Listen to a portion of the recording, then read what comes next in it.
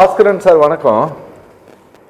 சொல்லுங்க பாஸ்கரன் சார், அதாவது இன்னைக்கு பாமகவில் இருக்கக்கூடிய முக்கியமான இந்த பிளவு பிரச்சனைக்கு காரணம் இந்த 10.5% திரும்ப கணக்கெடுத்து அதை எங்களுக்கு கொடுங்க அப்படின்ட்டு இந்த அரசாங்கத்திடம் வலியுறுத்தி பெறுவதில் போராட்டம் நடத்துவதில் அதை செய்ய விடாம தடுத்தது ஜி.கே. மணிதான். ஏன்னா அவர் அவங்களோட க்ளோஸ்அப்ல இருந்தாரு அப்படிங்கிற சார்ஜ் எல்லாம் நான் சொல்ல அன்புமணி தான் சொல்றாருன்னு வச்சுக்கோங்களேன் சார். ஆனா இவர் டிஎம்கே தரப்புல இங்க உட்கார்ந்தவர் சொல்றாரு, தேர்தல் 2021 நெருங்கும் போதும் இந்த பிரச்சனையை பிஎம்கே கையில் எடுத்தது, இப்ப 26 எலெக்ஷன் வரும்போது இந்த பிரச்சனையை கையில் எடுக்கிறாங்க. இவங்க தேர்தல் காலத்தில் இதை கையில் எடுப்பதை, இந்த பிரச்சனையை கையில் எடுப்பதை ஒரு யுக்தியாகவே, ஒரு பிராக்டிஸாகவே இவங்க வச்சிட்டு இருக்கிறாங்க அப்படின்னு சொல்றாருங்களே சார். எனக்கு இது ஒரு தடவை கரெக்டா பேச டைம் கொடுங்க, நான் பேசி முடிச்சிடுறேன். அதாவது சமூக நீதி பேசுற திராவிட முன்னேற்ற கழகம் 1967 பேச விடுங்க என்ன, 1967 ஆட்சிக்கு வந்துருச்சு. 1967 ஆட்சிக்கு வந்த போதே அவங்க சாதிவாரி கணக்கெடுப்பு நடத்தி இடஒதுக்கீடு கொடுத்திருந்தா வன்னியர் சங்கமே ஒண்ணு உருவாயிருக்காரு. இப்ப கலைஞர் 89 இடஒதுக்கீடு கொடுத்தாரு, அவரை மதிக்கிறோம், நன்றி சொல்றோம், பாராட்டுறோம், ஒன்னும் எங்களுக்கு மாற்று கருத்து இல்ல. ஆனா எப்ப கொடுத்தாரு? ஒரு வன்னியர் சங்கத்தை துவங்கி ஒரு நாள் சாலை மறியல், ஒரு நாள் ரயில் மறியல் போராட்டம் நடத்தி, 7 நாள் தொடர் சாலை மறியல் போராட்டம் நடத்தி 21 பேர் செத்ததுக்கு பிறகு கொடுக்கறாங்க. நான் என்ன கேட்கிறேன், எதுக்கு போராடணும்? பாமக தேர்தல் நேரத்தில் போராடுதுன்னு சொல்றீங்க, எதுக்கு போராடணும்? ஏன் வன்னியர்கள் உங்களுக்கு ஓட்டு போடலையா? வன்னியர்கள் ஓட்டு போடாமலே திமுக, அதிமுக, பாஜக, காங்கிரஸ் எல்லா கட்சியும் கேட்கிறேன், நீங்க வன்னியர்களே இல்லாம நீங்க அரசியல் பண்ணிட்டீங்களா? ஏன் பாமக போராடுறதா கொடுக்கணுமா? ஏன் உங்க கட்சிக்கு ஓட்டு போடுறாங்களே அவங்களுக்கு அந்த சமூக நீதியை கொடுக்க வேண்டிய கடமை திமுக, அதிமுக இல்லையா? ஏன் கொடுக்க மாட்டேங்கிறீங்க?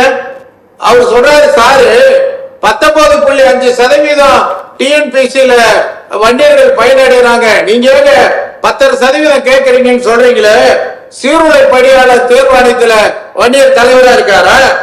இல்ல 28 பல்கலைக்கழகத்துல எத்தனை பல்கலைக்கழகத்துல துணைவேந்தர் வன்னியர்களுக்கு கொடுத்திருக்கீங்க? இப்ப ஐஏஎஸ் அதிகாரி எத்தனை பேரு, ஐஏஎஸ் கேடர்ல எத்தனை பேர் நீங்க கொண்டு வந்து இந்த வன்னியர்கள் கொடுத்திருக்கீங்க? ஆசிரியர் தேர்வாணையத்துக்கு தலைவர் யார் இருக்கிறா? யாரு சொல்லுங்க, என்ன கொடுத்துட்டீங்க? உயர் நீதிமன்றத்துல பிரதிநிதித்துவம் இருக்குதா? வன்னியர்களுக்கு பிரதிநிதித்துவம் இருக்கா? சப் கலெக்டர் எத்தனை பேர் இருக்காங்க சொல்லுங்க? டிஜிபி இருக்காங்களா?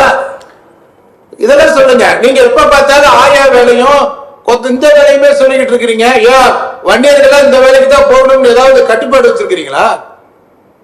இப்ப அவங்க சொல்றாங்க நீதிமன்றத்துல என்ன சொல்லிருக்காங்க, நீதிமன்றத்துல ரொம்ப டெக்னிக்கலா சொல்றாரு, சர்வே எடுக்கணுமா சென்சஸ் எடுக்கணுமான்றாரு.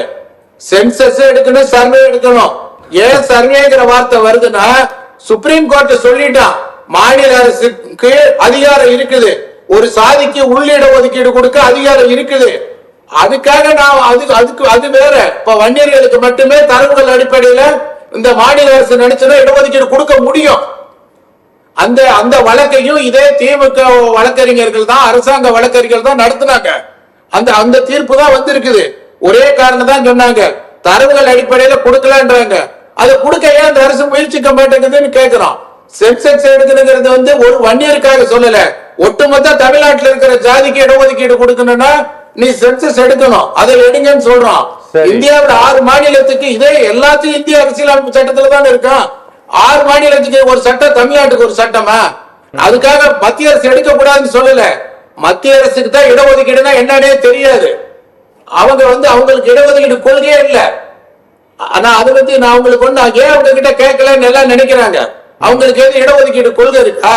ஜாதி மாதிரி இடஒதுக்கீடு கொள்கை பாஜகவுக்கு இருக்கா? பாஜகவுக்கு இருக்கா? பாஜகவுக்கு அப்படி ஒரு கொள்கையே கிடையாது. அவங்களுடைய கொள்கை வேற. ஆனா திமுக, அதிமுக அதை சொல்லி தட்டி கலைக்க முடியாது. திமுக, அதிமுக உங்க கொள்கை என்ன? நீங்க வந்து தந்தை பெரியார அண்ணாவை ஏத்துக்கிட்டு இருக்கிறீங்க. அப்புறம் ஏன் சார் உங்களுக்கு வந்து பாஜக உரிமையை ஏத்துக்கிட்டு இருக்கிறீங்க. அப்புறம் ஏன் சார் பிஜேபி போய் எப்ப பார்த்தாலுமே நீங்க வம்புக்கு இழுக்கிறீங்க. பாஸ்கர் சார் அப்புறம் ஏன் சார் பாஜகவையும் கூப்பிடுறீங்க போராட்டத்துக்கு வாங்கன்ட்டு? ஏங்க பாஜகவை நான் ஐயா கூப்பிடலங்க, அன்புமணி கூப்பிடுறாருங்க. அவரு கூப்பிட்டு அவர் கூட்டணியில் இருக்காரு, கூப்பிட்டு அது அவரு பிரச்சனை. சரி. நான் இப்ப திரும்ப என்ன சொல்றேன்னா, அன்புமணியே போராடல, ஐயாவே போராடல, நீங்க இடஒதுக்கீடு தரக்கூடாதான்னு நான் கேக்குறேன். Okay okay. அப்ப நீங்க ஏன் நாங்க என்ன அப்ப ஒட்டுமொத்த வன்னியர்கள்ட்ட நீங்க ஓட்டு கேட்காதீங்க. தமிழ்நாட்டுல இருக்கிற எந்த கட்சியும் போய் வன்னியர்கிட்ட ஓட்டு கேட்காதீங்க. பாமக மட்டும் கேட்டுக்கிட்டோம், பாமக மட்டும் போராடிக்கிட்டோம். சார் அதாவது நீங்க இத ஒரு மாநில அளவிலான பிரச்சனையாக நீங்கள் சுருக்குகிறீர்கள். ஆனா மத்திய அரசாங்கத்தில் நீங்க பொறுப்புல இருக்கும்போது இது தேசிய அளவிலான பிரச்சனையாக நீங்க கருதுகிறீர்கள்.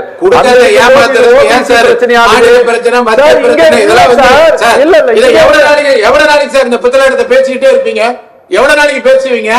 ஏங்க ஒரு அரசாங்கத்தினால ஜாதி வாரி கணக்கெடுப்பு நடங்க, எடுங்க. அப்படித்தான் உச்ச நீதிமன்றம் தள்ளுபடி பண்ணட்டுமே பாப்போம்.